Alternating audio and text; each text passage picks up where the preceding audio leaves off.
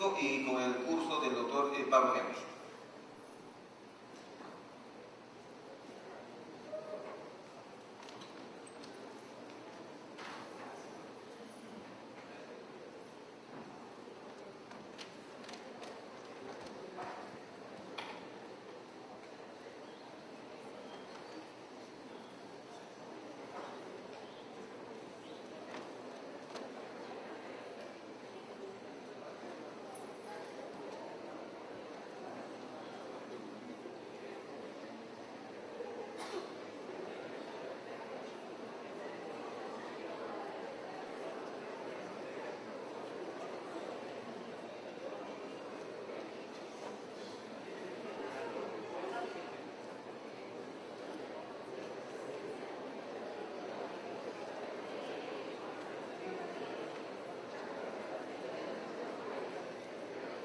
Bueno, qué lindo es escuchar a sus autoridades decir que se pongan la camiseta de su universidad. Es algo que también en Argentina usamos mucho. Allá nos ponemos la camiseta del lugar donde adquirimos los conocimientos y no los abandonamos. Todas las facultades tienen sus problemas, sus vicisitudes, sus complejos, pero creo que siempre hay que defender el lugar de origen de cada uno. Y que la facultad crezca depende de cada uno de ustedes, haciendo un poquitito de cada cosa. Bueno, bom dia, como vai você? Tudo bom? Tudo legal? Eu muito contente de ficar assim com você e falar um pouquinho.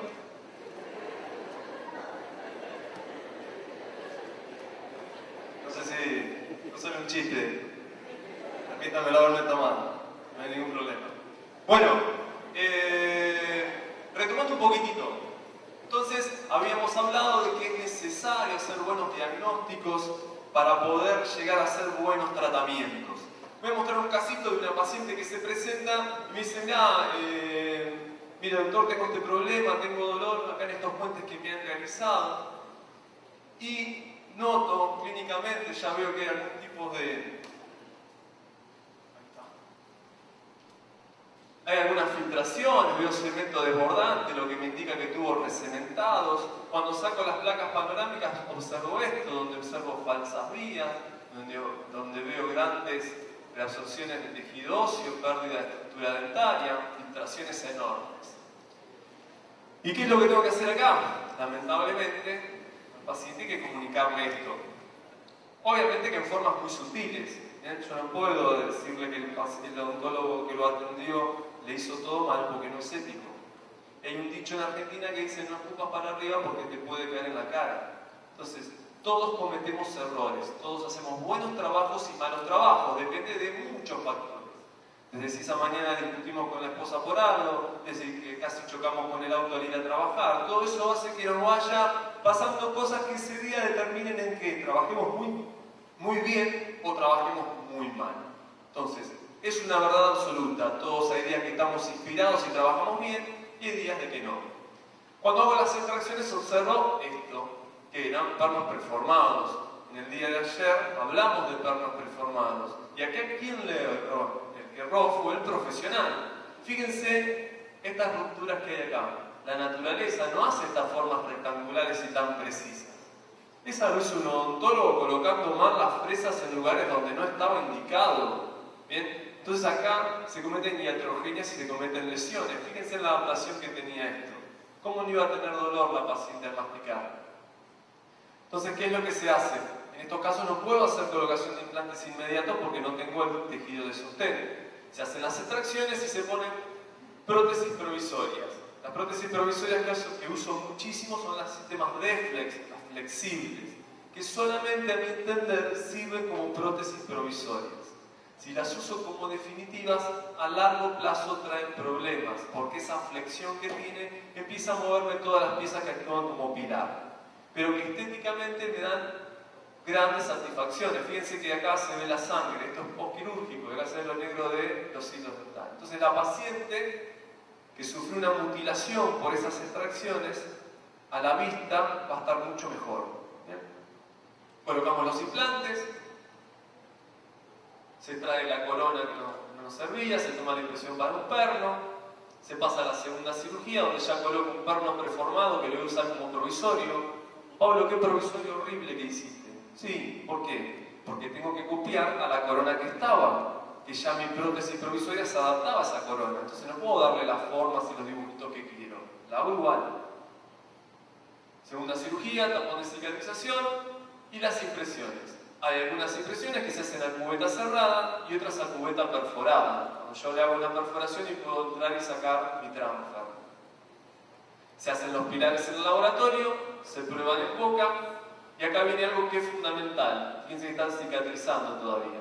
Una vez que lo probé, tengo que hacer el montaje en articulador. Es horrible montar en articulador, sí, no me gusta, pero es súper necesario. Cuando estoy trabajando en rehabilitaciones grandes, tengo que montar en articulador. Tengo que ver cómo voy a hacer trabajar ese grupo de piezas que estoy rehabilitando. Busco que adapten, que anclajen bien mis coping o mis colados. El laboratorio me los termina y ahí están listos para instalar en boca. Resultados muy buenos, corto plazo. La paciente se va contenta. ¿Por qué puse este caso? Porque tengo que demostrarles que muchas veces los pacientes se acercan a nuestro consultorio a pedirnos auxilio y en vez de auxiliarlos, los empujamos en el barranco. Bien, si esas piezas se hubiesen tratado como se debía, con los pernos colados tradicionales, o con pernos colados pasivos como hablamos ayer, hubiesen estado durando mucho más tiempo en función y no hubiese requerido tratamientos costosos como los que mostramos recién. Otro caso, me derivan muchos pacientes. Me llaman por teléfono a un colega y me dice: Pablito, te mando un paciente para que le saques una raíz de seno. Listo, fenómeno, mándamela. Ah, pero quiero que le coloques el implante en forma inmediata. Epa. Vamos a ver si se puede. No, yo le dije que vos podés. No tenés que decir cosas que yo no sé si voy a poder cumplir, porque a veces hay que hacerlo en dos tiempos. Fíjense, me manejé únicamente con panorámicas y de periapicales. No pedí ninguna tomografía computada. Tomé una periapical. Y que la raíz, por el informe que me hace el profesional, es una raíz vestibular. Pongo un tutor que me dice, según conozco su diámetro, por lo cual puedo tomar medidas y ver más o menos a qué distancia está y en qué lugar. Y cuando yo tengo alvéolos ya abiertos por una extracción, no utilizo fresas. Porque si utilizo fresas, entro a sacar el poco tejido óseo que tengo formado. Entonces, lo que utilizo son instrumentales de mano y voy buscando con estos condensadores, con estos osteótomos, muy suave, entrar en ese hueso esponjoso formándose, haciendo una ligera presión, expandiendo las tablas y tratando de formar una cortical. Y no necesito pasar ningún tipo de fresa. ¿Bien? Porque me lo permite ¿quién? Me lo permite el hueso y me lo permite los implantes autorrocantes que coloco. Perdón. Y miren lo que pude colocar. En una raíz palatina pude colocar un... Se ve pobre, tengo una mejor imagen en la computadora. Pude colocar un implante de 5 milímetros en esa raíz palatina. Y ahora sí puedo dedicarme a ir a buscar esa raíz que está acá arriba. ¿Bien? El implante no está en seno, está en todo el tejido óseo donde estaba la raíz, que da hacia el paladar. ¿Qué hago? Ahora tengo que ir a buscar esa raíz. Aquí sí hice un colgajo amplio para poder llegar a la misma. Cuando hago ese colgajo amplio, hago la técnica conocida de Carbon Loop. Tuve la suerte de que con una pequeña perforación, ahí me ven luchando para agarrar la raíz, que era muy chiquitita, y ahí van a ver que se puede sacar. Ahora, ¿cómo se le llama esto en Argentina? En Argentina esto se le llama decir, tenés un así de grande, porque muchas veces es imposible sacar restos radiculares tan chiquititos con perforaciones de 4 o 5 milímetros. Eso es suerte. Muchas veces tengo que hacer grandes aberturas de seno para poder rescatarla. Y a veces esas pequeños ápices no se quedan atrapados como en este caso, que abrí y la agarré. Muchas veces entran a moverse. Y a veces que al paciente le tengo que hacer agachar la cabeza para que vaya hacia adelante ese restito radicular y poder tomarlo. ¿Bien? Y después se lo pudo rehabilitar sin ningún tipo de problema. Ven que la apertura es muy chiquita, a veces se hace mucho más grande. Y después se pone la corona definitiva ahí. El caso ideal para empezar con colocación de implantes inmediatos, ¿cuál es? Cuando no tengo patología periodontal, sí hay patología periapical, cuando tengo hueso sano y tengo mucho remanente. Este es el caso para que los que inician en la odontología empiecen a poner implantes inmediatos, porque tengo la seguridad de que voy a tener mucho tejido de soporte y de sostén. Se colocó un implante Federa, que es la copia del ITI, que tiene una forma que hoy les había hablado, muy ensanchada en la parte coronal, más fina en la parte apical, dejaron de estar en el mercado. Se hacía la extracción dentaria, se culeteaba, se limpiaba con ácido cítrico como hablamos hoy, se veía la profundidad en la confección del lecho quirúrgico, y miren el pedazo de implante que le coloco, es una bala, tiene 14 milímetros, ahí puedo colgarte una prótesis y no tener problema. Eso es lo ideal, siempre el implante más grande que se pueda, excepto en el sector anterior. En el sector anterior no voy a los implantes súper grandes, voy a implantes de 4 o 4.3 de diámetro. Hay mucha bibliografía que avalan muchos estudios, que me van diciendo de todos los beneficios que hay en la implantación inmediata. Pueden leerla, no vale el caso, los voy a aburrir. Bien, pero ¿qué me están diciendo? Que es predecible la colocación de un implante inmediato, que me requiere un poco de destreza. Bien, yo no puedo largarme de un día para el otro, habiendo hecho pocas extracciones simples, a largarme a ser retenidos. Tengo que formarme y prepararme para sacar retenidos. Bien, estamos siempre en un aprendizaje subiendo por una escalera. Los escalones hay que subirlos de a uno. Cuando subo de a varios escalones, ¿qué puede pasar? Me tropiece y me caiga. En implantología pasa lo mismo. Primero técnicas tradicionales y después voy llegando a cosas más complicadas. Lo que sí sabemos es que tenemos que colocar los implantes en la posición palatina para tomarle sobre esa pared, para poder tener una buena retención inicial. Es algo previsible, es algo que funciona, es algo que está totalmente comprobado y que se puede hacer. El doctor Araujo, de Brasil, tuve la oportunidad de escucharlo hace un mes, hizo un estudio muy importante que nos dice que, aunque colocamos un implante en forma inmediata, la tabla vestibular se pierde, en mayor o menor grado, pero se pierde. ¿Eso que me está dando a mí? Me está dando la pauta de que ya no tengo que tener tantos recaudos de que si me queda o no me queda tabla, porque ya me explicaron y me demostraron que esa tabla se va a perder. ¿Por qué? Porque es un hueso reticular que tiene características muy exquisitas, son tablas muy finitas que van a estar irrigados ¿por quién? Por un lado, por el periósteo, al cual si lo desprendí, lo perdí. Y por otro lado, ¿por quién? Por ese periodonto de inserción, que cuando saqué la muela, se perdió también. Entonces ese hueso perdió irrigación, perdió vitalidad y se va a ir perdiendo, por lo cual tengo que recurrir sí o sí a diferentes rellenos. Y acá lo que estarán pensando todos ustedes, que termine con esto, pues estoy durmiendo al auditorio y que muestre más casos clínicos. Vamos a un caso clínico. Esto es lo que se hace hoy, es lo que hago en forma actual. Se presenta el paciente, este paciente es un paciente joven de 20 años que de chico había sufrido un golpe, un traumatismo. Hizo un pequeño proceso que se encontraba crónico. Intentaron hacerle varias veces el conducto y cada vez se perdía más tejido. Se filtró hasta que se rompió la corona y se desprendió. Entonces, ¿qué es lo que vamos a hacer? Vamos a hacer un pequeño colgajo en bolsillo, no voy a hacer ninguna descarga. Trabajo con lupas cuando trabajo en el sector anterior. Es complicado adaptarse a trabajar con lupas porque es toda una cuestión de práctica. Es muy aconsejable para aquellos que vamos perdiendo la vista con los años. ¿Bien? Ahí nos ayuda un montón. ¿Con qué voy a levantar el colgajo? El colgajo lo voy a levantar con pequeñas legras o periostótomos. Cuando voy a comprar, tengo que tratar de comprar el material más chiquitito posible, el más delicado posible. No compren esas pinzas o piezas que son enormes, que las usaríamos en encías si trabajáramos con elefantes. Hago una extracción lo más delicada posible, cureteo muy bien el alvéolo, me aseguro de sacar todo el tejido de granulación que había a nivel apical, busco un buen sangrado, ahí ya tengo el lecho listo para trabajar, se toman las medidas, piensen que estoy a 12 milímetros con la extracción, refrigeración externa, se va pasando el fresado secuencial y llevamos el implante. ¿Este quién es? Un clon del Nobel Biocare. Se torquea, fíjense, llegué a 45 newtons sin problema.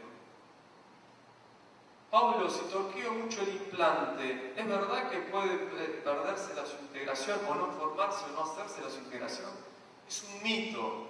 Bien, es el unicornio que nadie vio. Ahora sí, yo puedo torquear a 100 newtons y no tener ningún problema a nivel óseo, pero sí puedo tener un problema a nivel implante. Hay implantes que están adaptados para recibir altas fuerzas de torque. Hay otros implantes que no. Y eso lo tienen que charlar con el fabricante en el momento de comprarlo y preguntar ¿hasta cuánto se puede torquear este implante? Porque muchas veces va a pasar que se le va a romper la rosca interna o se le va a romper el tornillo del transfer. Y eso es un gran problema cuando estamos ahí en el acto quirúrgico con el colgajo levantado. Colocamos el implante en su posición, tapa de cierre. ¿Y qué es lo que hago ahora? Lo que estoy haciendo ahora es lastimar el periósteo para tener un buen sangrado alrededor. Y coloco un relleno. No sé cómo será acá, pero en Argentina hubo un auge de tomar el tejido óseo del paciente, hacer cirugías en mentón, en rama y llevar hueso de ahí, hueso autólogo. Fantástico, es buenísimo. Pero no todos los pacientes acceden a esto. ¿Por qué? Porque no les gusta que les estén operando en otros lugares, porque los posoperatorios son más ruidosos, ¿bien? Porque hay que tener una gran capacidad para hacer estas técnicas y porque es más costoso. Entonces, hoy se está tratando y se está volviendo de utilizar lo más sencillo posible. Y hoy tenemos huesos de banco que andan muy bien o huesos bovinos que andan muy bien. Lo podemos mojar con sangre, lo podemos mezclar con plasma rico en plaqueta, lo podemos mezclar con solución fisiológica para dar una consistencia de pasta. Y lo más complicado es llevarlo a la posición. ¿Qué es lo que hago? Compro una jeringa de insulina, le corto la punta, cargo todo el contenido de ese hueso de banco que tengo ahí y lo coloco en el lugar de trabajo. Membranas reabsorbibles, ¿bien? Ya las membranas que no son reabsorbibles, que hay que ir a buscarlas en una segunda cirugía, se utiliza para casos muy complejos donde yo tengo que rehabilitar y lograr conseguir hueso en alto, ¿bien? No es este caso. Se sutura y se espera. Utilizo muchísimo clorhexidina en gel, ¿bien? Y el paciente se va con todas las indicaciones de una buena higiene y de colocar clorhexidina entre 4 y 5 veces por día. Los tiempos modernos empiezan a aparecer y acá hay un gran cambio en la implantología. Estos son los implantes que poníamos hasta hace poco tiempo. Las rocas muy juntitas, ¿bien? Muy toscos, muy cuadrados. ¿Dónde se utilizan estos tornillos? Metal, en tuercas, ¿bien? ¿El metal se parece al tejido óseo? No, nada. ¿Qué hay en la naturaleza que se parezca un poquito al tejido óseo? En la madera. Y en la madera, ¿qué tornillos voy a utilizar? Esto es imposible. Tengo que ir a este tipo de tornillos. ¿Bien? Y hay un señor que se le ocurrió esta idea. Abramovich, de Israel, dueño de la empresa Alphabio, y crea este implante. Pablo, me estás hablando de implantes que no entraron al mercado de Perú. Sí, hay uno que lo copió y que entró.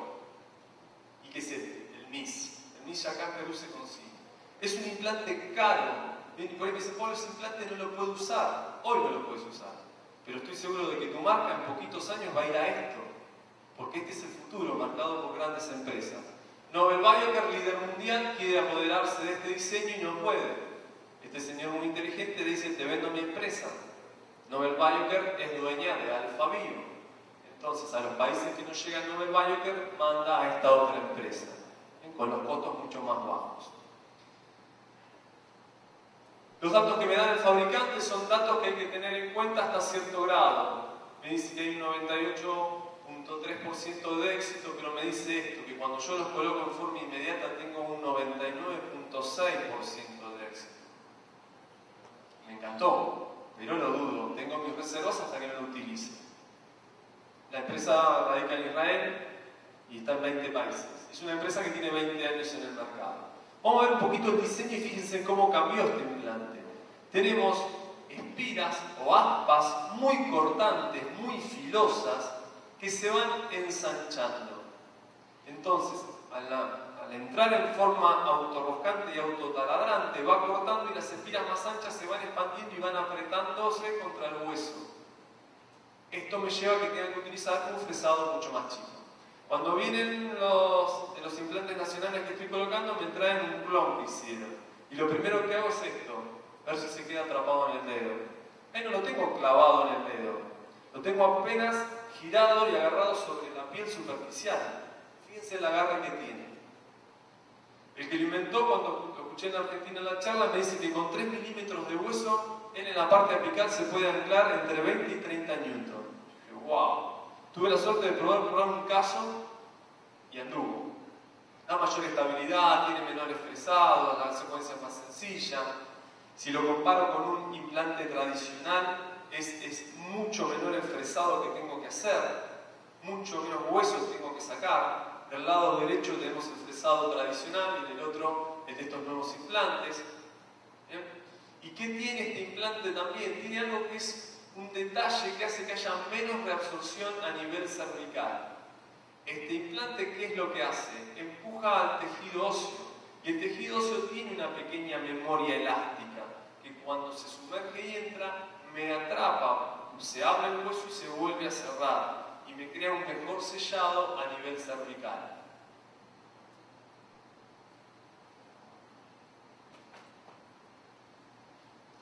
Vienen varias longitudes, no quiero perder tiempo en esto.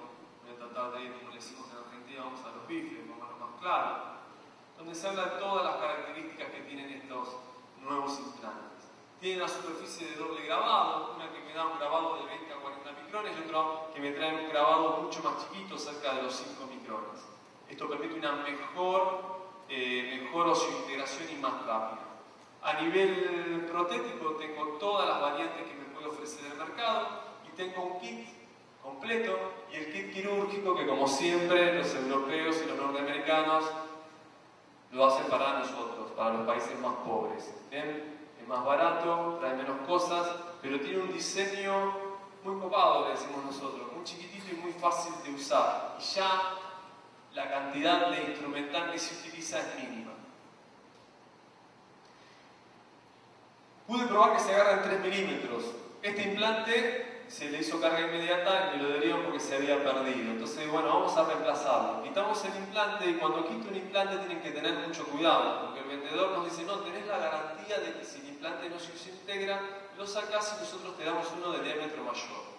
Les puedo asegurar que en la mayoría de los casos, cuando saco un implante y cureteo todo ese tejido de granulación que se formó alrededor, un implante de 6 milímetros de ancho a veces baila y hay que esperar. Y en este caso puse un implante de 5 milímetros y me quedé ajustado acá arriba en 3-4 milímetros. Y dije, bueno, que sea lo que Dios quiera, estoy probando esta marca. Y me encontré con la osseointegración de la cual hablamos hoy. Fíjense cómo el hueso se formó y está bien agarrado dentro de las espinas. ¿Bien? Entonces funciona. Como carga inmediata, estos implantes es lo último y andan. Son altamente recomendables. Me derivan este paciente, con mi colega digo, siempre me mandaste pacientes igual, con enfermedad periodontal, con prótesis que son desagradables. Tratar de mantenerlos un poquito para que yo trabaje en un campo quirúrgico como se debe. Cuando levanto me encuentro con que tiene el maxilar lleno de procesos, todo agujereado. Y entro ahí a trabajar y colocar, como les dije hoy, no perforo sino con osteótomo, porque la perforación ya estaba hecha con ese tejido blando de hueso que se está formando. Tomo el implante con destornillador y fíjense en esta imagen donde ¿qué es lo que estoy viendo? Veo la gran cavidad del alvéolo post-extracción y veo otra cavidad en el interior más chiquitita, que es donde se va a agarrar el implante. Esta tabla se va a ir perdiendo, pero el coágulo que se forma acá en el interior me va a dar una tabla externa con muy buenas características.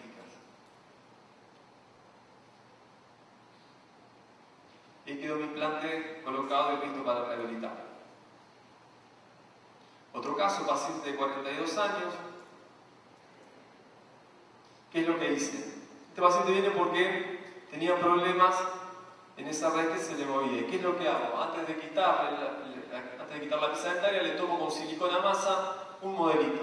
Y hago la famosa técnica de tenerla guardada para después agregar acrílico y hacer un provisorio rápido, con las mismas características de la pieza que tenía. Utilizo los compresores para hueso, que les había mostrado. La velocidad con que trabajo con los compresores para hueso me la va a dar la consistencia de ese hueso. Si el hueso no me da resistencia, lo puedo pasar rápido sin ningún problema. Donde el hueso ya me da resistencia, tengo que torquear, esperar para que el hueso se acomode, volver a torquear y esperar para que el hueso se acomode. Entonces voy pasando instrumental de distintos diámetros hasta la del implante que yo quiero. Cuando termine ya directamente pongo el implante. A veces queda tan trabado que ya no sale con la mano, sino hay que recurrir al torqueo de forma negativa para poder aflojar. Tomo el implante de su lugar y llevamos el implante. La traba inicial que tienen es enorme, es muy grande. Entonces a veces conviene colocarlo, esperar un poquitito y sacarlo. ¿Qué característica tienen estos implantes? Muchas veces se aferran tanto que llegué a la mitad del implante y me hace una traba terrible. Y si sigo forzándolo, puedo romperlo. Entonces, ¿qué es lo que hago? Lo desatornillo 2 o 3 vueltas y lo vuelvo a atornillar. Y se ajusta. Y me permite hasta cambiar la dirección en algunos casos. Cuando se trabó y veo que tengo que hacer mucha presión, lo desenrosco y lo vuelvo a tocar. Y se clava nuevamente y me permite colocarlo.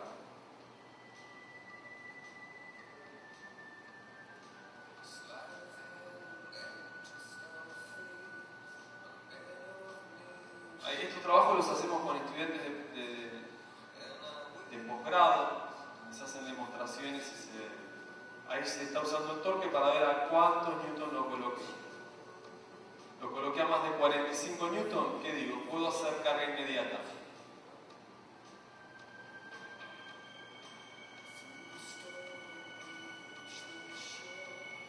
Fíjense la fuerza que estoy haciendo, mucha presión. ¿Qué es lo que hago ahora?